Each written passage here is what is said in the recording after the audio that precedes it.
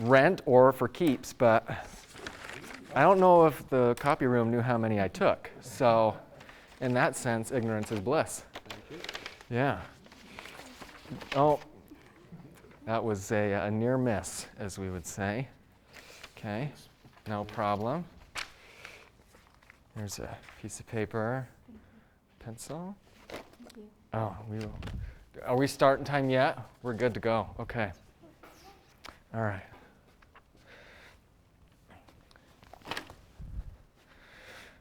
Okay. All right, team. Here we go. We're supposed to. This is about 4:30. We are starting. So, good afternoon and welcome to this, I guess, series of the EPICS presentations. I don't know all the official names and titles of what this is. I should know. I apologize, I don't. But welcome. Come on in. Grab a piece of paper and a pencil if you don't want to dig through your backpack and grab one. The pencils are in the envelope. But anyway, glad to have you here. So this presentation is not, I don't like to call it a presentation because I really don't want it to be a presentation. I really hope it's a discussion. I actually have moments where there are slides that will ask you direct questions of what do you think, and that's the cue for you to raise your hand and either offer comments. I really love insights that you have to share or learn as we go along, or any questions that you have. So there is built-in interactivity, and so I hope that's there. So real quick, getting started, 5 things to know about me and 5 things to know about today. Kind of already talked about them. First, I am a PhD student in the Department of Technology, Leadership, and Innovation. I got my master's here at Purdue, undergrad out in the West, and so I'm grateful to be here. I am also a licensed K-12 educator, so I have spent some time training about how people learn, also in trying to help me better learn. Also, I have several certifications in kind of team, kind of psychological diversity of teams. And I also help with some agile strategy things. So I like playing around with teams and understanding how people work and play together. I'm married to this girl I met in high school. I kind of liked her in high school, wasn't so sure, but then we got married and now we have 2 kids and it's great. I love learning about permaculture. It's a type of like regenerative farming, and it's kind of hippie and it's kind of cool. And it's where you grow your own food and you actually build what's called a food forest. And I'm kind of like begging my wife we can build a food forest, and she says no. But we'll see. Maybe I'll convince her. And we've all been impacted by COVID-19, so this is actually my first semester back on campus in like 18 months. So I am stoked to be here, so excited, and I hope you are too. So about today, we're going to kind of take this, and let me fix this mask here. We're going to take this somewhat abstract, and then it's going to move more to practical. And I have kind of 3 major principles that we'll talk about today about how people learn. And you might say, whoa, Matt, you're taking us way out there in abstract land, but I hope you'll bring along your creative thinking caps, because as we go to abstract world and kind of understand this a little bit, we'll move more into practical, and with each principle, and hopefully you'll be able to kind of see how this comes all together. Again, I've already talked about interrupt me, ask a question, let's get some comments going, let's make this interactive as we possibly can. And the goal is to help us experience something. Learning is an experience, so I hope that we can experience something today, but also, I've presented with EPICS before. Raise your hand. How many of you are actually working on developing some kind of educational tool, right? Is that everyone should be, or somewhat related to educational things? Okay, all right, so hopefully your goal is to help other people experience something as well. So the goal is not only to help you experience something, but think about how you can help someone else experience something wonderful as it relates to your objectives. And feel free to take notes. Okay, enough is enough.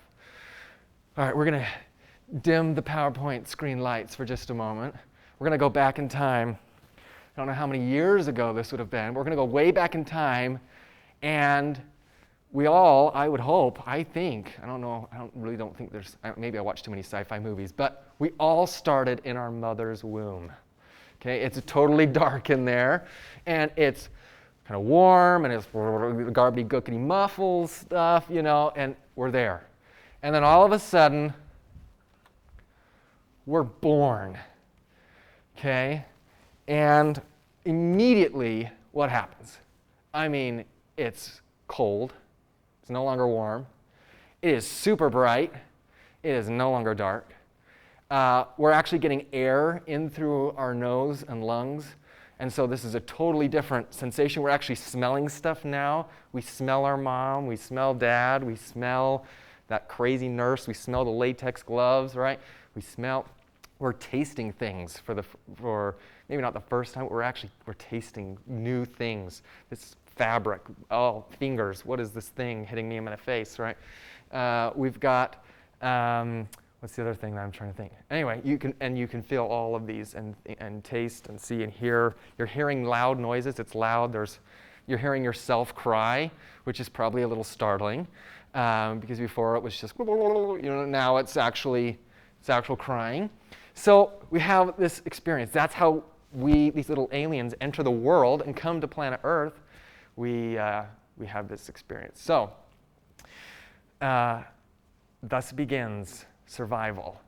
We've got to continue to feel and hear and see and smell all these things to learn about what's going on in our environment. So, as we grow up, though, there's educational theorists that said there's these things called learning styles. That says, well, there's kind of these buckets that we fall into where we say, yep, that's how I best learn over another one. Okay? Or I learned this way over another way. And these are kind of the typical three buckets. There's the visual learner, right? That's pretty self-explanatory. We have the auditory learner. This is your podcast. This is I prefer a lecture or a TED Talk. And then maybe it's even, let's put it to music, right? But then you have your kinesthetic learner. I just got to do it. I just got to do it for me to learn it, right? And I won't ask you to raise your hands, but you've probably heard this before, and you've probably even labeled yourself as one of these. I would bet. If you've been in a traditional, particularly United States, American school system, you've probably been told or been assigned or taken a test, you figured out, I'm one of these buckets. Is that right? I'm seeing some nods of heads. That's correct for you. Well, there's actually more than three buckets. And I would argue, based on our little abstract walk down memory lane to the first, the day you were born, there's actually more than one way in which you learn. And we may have preferences, sure, but there are so many other ways in which you learn through your senses, right? So you still have those three buckets, but we also have this verbal bucket. This is, I've got to talk it out. I've got to role play it. I've got to share with a friend for me to really get this through, right? How many times have you learned a concept better by actually talking it out, sharing with a friend, right? Totally, okay? The olfactory, this is the smell and taste experience. How do you know you're home? That smell, right? Or, your roommate's smell, right? I had one of those too in my undergrad. There's a nasty roommate smell. You know you're home right? You learn some smells of things, right? Script, right? It is research proven, right, that when you write something down, you remember it more. That's true for a lot of us, right? For all of us, right? And of course, there's disabilities and things that make some of these learning things difficult. But right, for a majority, we fit within this. So tactile. This isn't just doing something. This is actually, I have to get my hands on it. I have to make something. I have to build something. I need to, give me the engine. Don't tell me about the engine. Let me tinker with it, right? And then you've got your spatial. This is your Sherlock Holmes. Let's put all the newspapers out and let's draw the lines. Let's get the diagrams. Let's get the process. Let's kind of, I'm kind of this way. I have to, let's lay out all the articles for the literature review and let's lay them out and let me kind of see about the relationships. Let me stand and see that spatial. It's more than visual. It's the relationships of of space and things. So we have many ways in which we experience and learn through these senses. So, principle one of how people learn, we learn through our senses.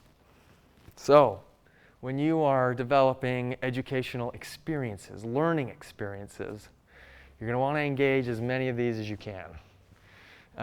Think not just about how can we explain it through word, but maybe how can we, I don't know how you smell engineering, but I bet you're smarter engineers than me, okay? I'm sure in engineering there are some smells. I think I was talking to Jason earlier about civil engineering. I'm sure there are some smells in civil engineering that tell me something's going right or something's going wrong. How cool would it be to bring that into a learning experience where we can even talk about that? I mean, it sounds ridiculous, but I don't know. I'm never too old to learn about the smell of a capacitor in my circuit breaking and busting the smoke of that, and the smell of that. That's a wonderful learning experience. In fact, I had a professor who built that into the curriculum. He didn't tell us. And we set up, and all of a sudden you just hear pop, pop, pop, pop. Oh, all these capacitors just busting. And you just smell it. And he's like, pause. What do you smell? We say, this smells horrible. And he goes, that's what just happened. So then he went back up to the board and drew the diagram. It was genius. Okay, but he built smell into electronics. How cool is that? Okay, all right. So here we go. Here's our check-in. What insights have you had, or questions do you have about how we learn through our senses?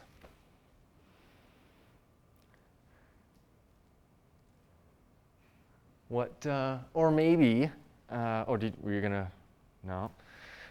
Or maybe there's a time that you remember. Do you have an experience where you had a particular, you're like, wow, someone did a good job in really thinking about all the senses of this? Anyone can think of an experience you'd like to maybe share? Please. I know my English teacher was always talking about description. She really wanted us to get into description. So to do that, she told us, like, if you're writing about something, maybe either envision it or go out of your way to think about it or do it. She's like, if you're talking about cookies, she was like, we want to pretend we're in Subway. We're buying that macadamia nut cookie. Not just any, the warm, smelly, you smell it. She was always about, like, detail and, like, involving your senses with it. Yeah, I love that, right? In writing and description, we want to experience and sometimes, right, I have a little hobby of creative writing occasionally where I'll write and I'll realize he looked, and I'm basically telling my reader to just look at everything when I really should be having them experience it. So that's a great point, right? Even in writing, we can get so focused on one sense. Great example. Any others? Please. Physics or chemistry class, having like a professor do like a chemical reaction in front of you and seeing it and smelling it if it changes the smell or something like that. Yeah, that's a great example, right? You can easily do this stuff in labs and experiments, right? Is really engage all of those things. Yeah. Same kind of thing within science. I was in a biology class my freshman year of high school.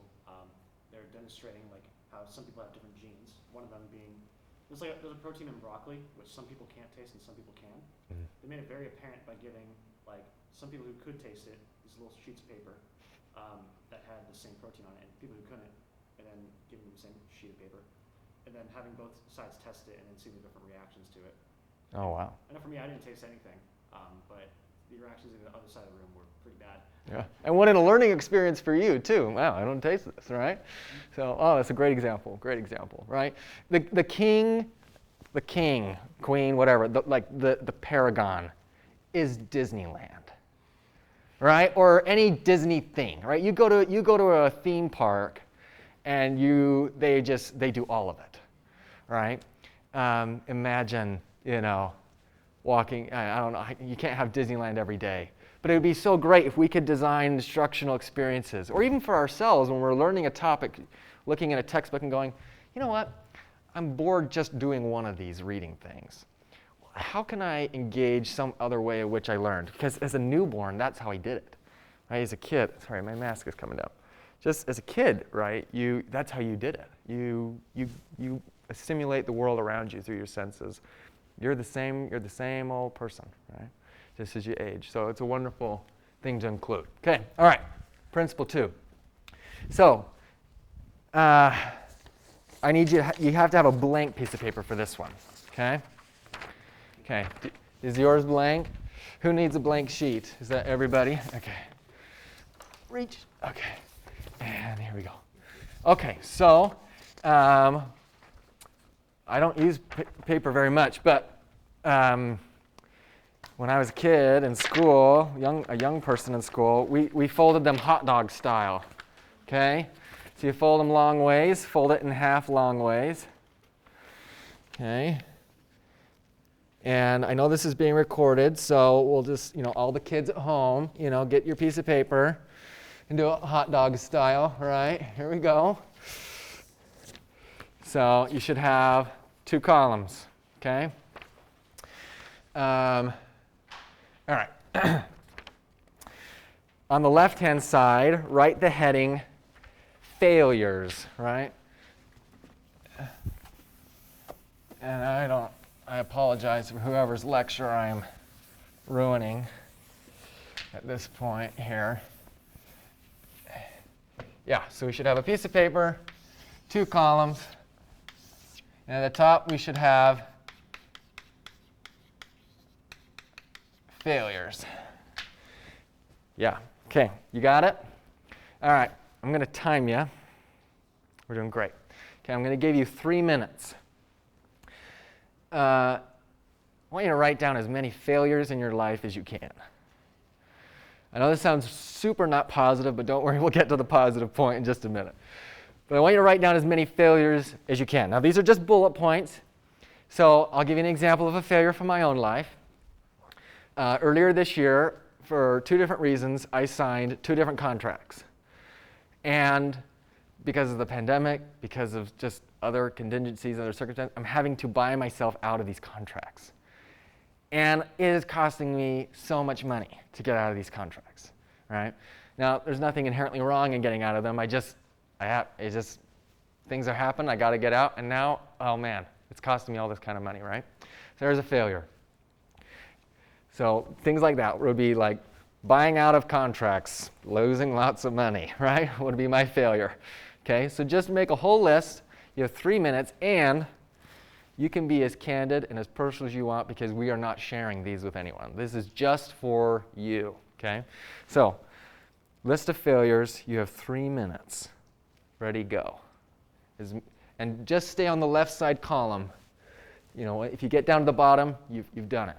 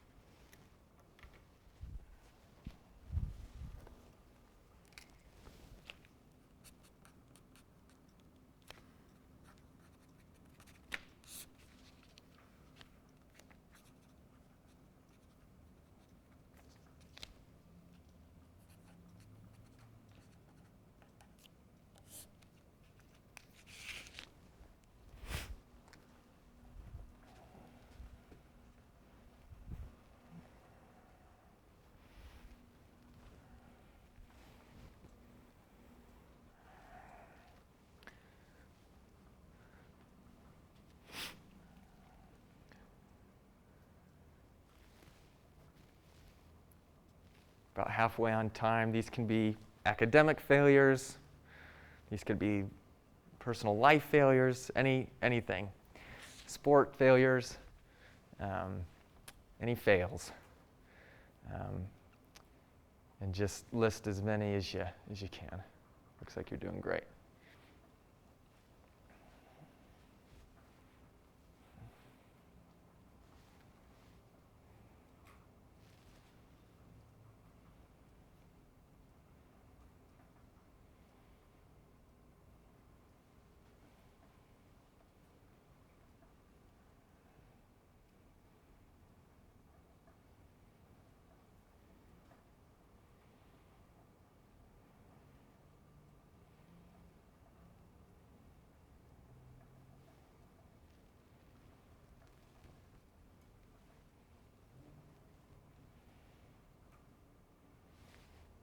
All right, 30 more seconds. See if you can write one or two more epic fails.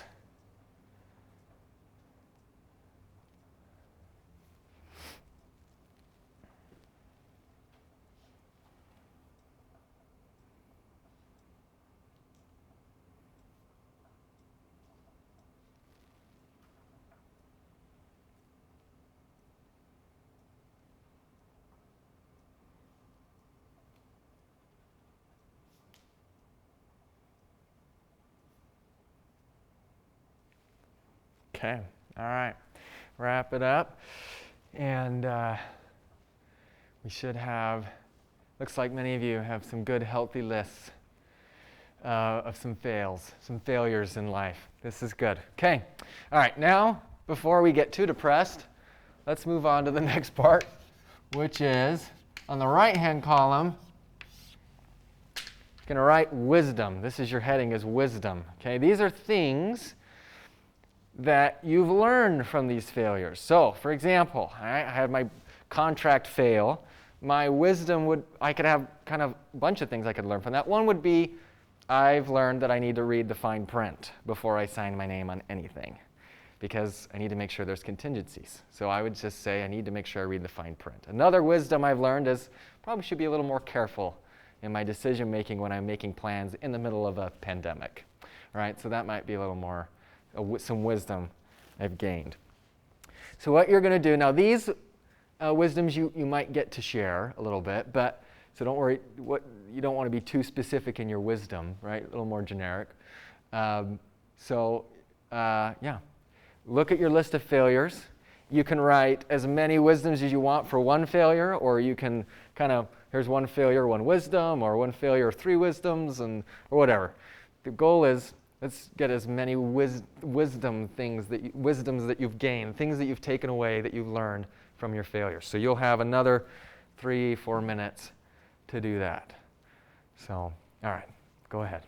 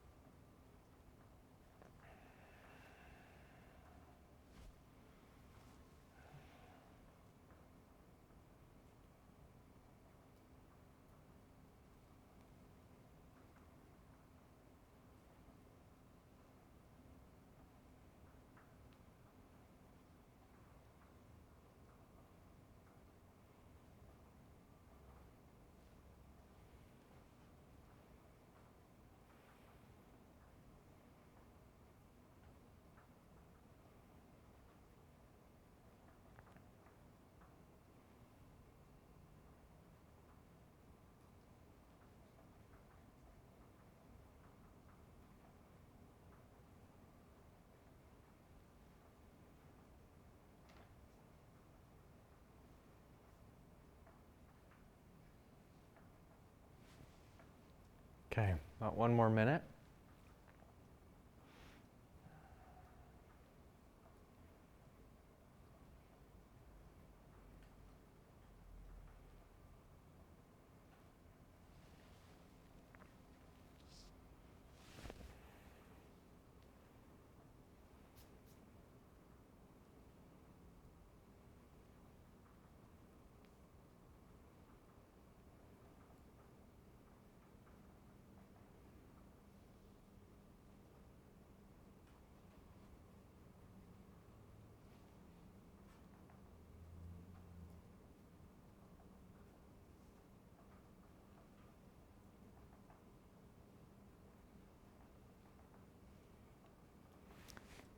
Okay, about 30 more seconds and you can finish writing your life-learned fortune cookie wisdom.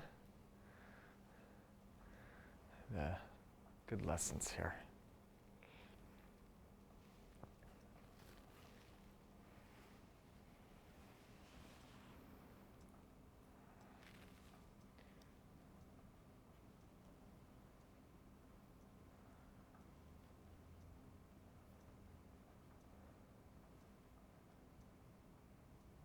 All right. Okay, finish writing your last wisdom here, and then we'll come back together. Okay, so we're almost there. Okay, so we are kind of already grouped into groups a little bit. So what you're going to do, again, we're not sharing our failures. But what you're going to do, we're going to have this group of three of you, and you can kind of participate in the group of 4 over here. What you're going to do is you're just going to share one wisdom that you've gained in your life from a failure. Now, just like we're going to pretend, sorry, I'm hitting the microphone. This is going to be real fun for the kids at home. All right, so what you're going to do is you're not going to share your failure. So pretend I didn't even mention anything about contracts. My wisdom would be, I'm going to learn I need to look at the fine print a little bit more before I sign something. That's all I'm going to say. And then it's going to go to the next person, and they're going to share their wisdom, and it could be, I've learned that, you got to look both ways before you walk, right? I don't know what it's going to be, okay? But you share your wisdom. That's it. We're not going to know each other's failures, judge failures. We're only here to gain wisdom. So group of 3, everyone just shares one wisdom. Group of 4, everyone shares one wisdom, and then when you're done, you can come back. Okay, go ahead. You got it.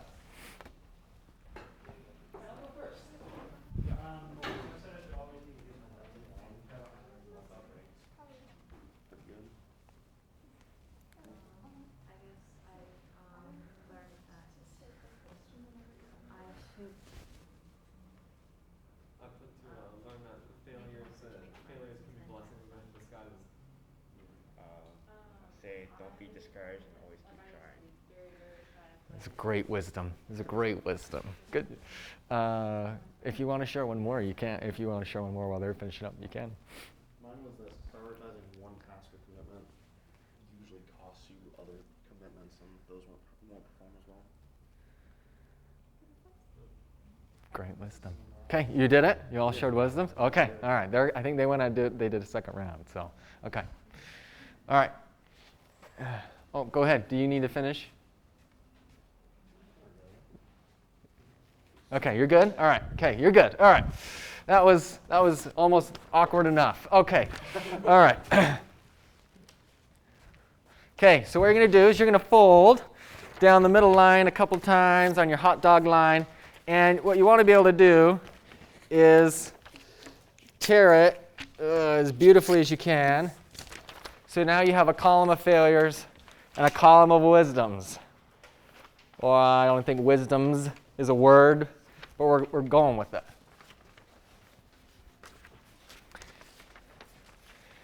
Okay. Beautiful. We got 2 pieces of paper. Oh, ripped right through your failures. Okay. Don't need them. There's a lesson in that. Oh